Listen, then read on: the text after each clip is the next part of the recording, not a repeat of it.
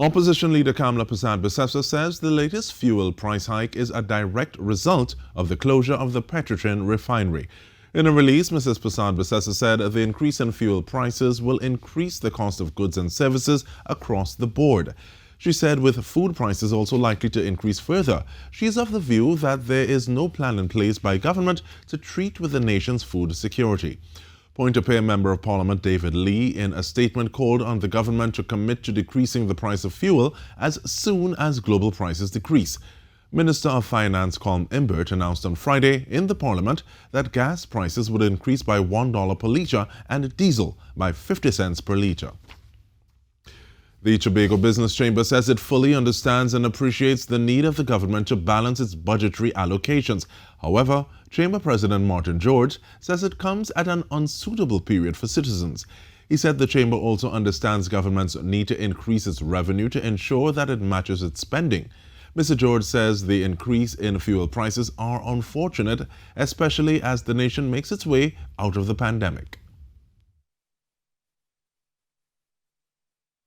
It doesn't appear to be the best thought out option, given the fact that we have now emerged from all the restrictions. Businesses are now trying to get themselves back on their feet, and to be hit with this, it's going to not only affect business owners but every single member of the public, because once you have the cost of fuel going up, then everyone is affected by the knock-on effect. Mr. George said the Business Chamber was hoping that the government would have announced that the measures would take effect at a later date to allow citizens to prepare for the increase.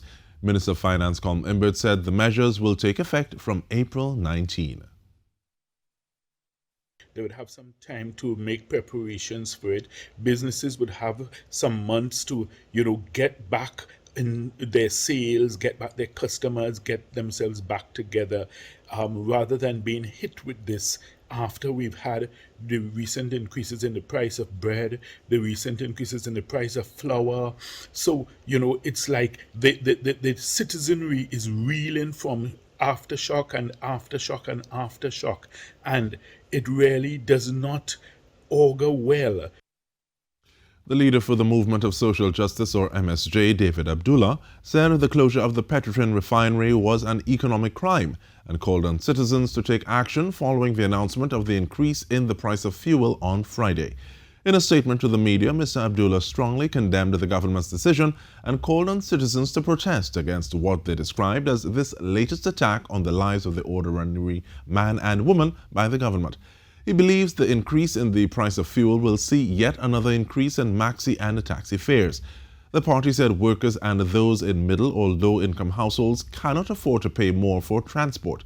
The MSJ leader said at this time of high oil and fuel prices, the country would not have had to find scarce foreign exchange to purchase fuels, and subsidy costs could have been managed between Petrotrin and the government for a period to allow citizens to breathe.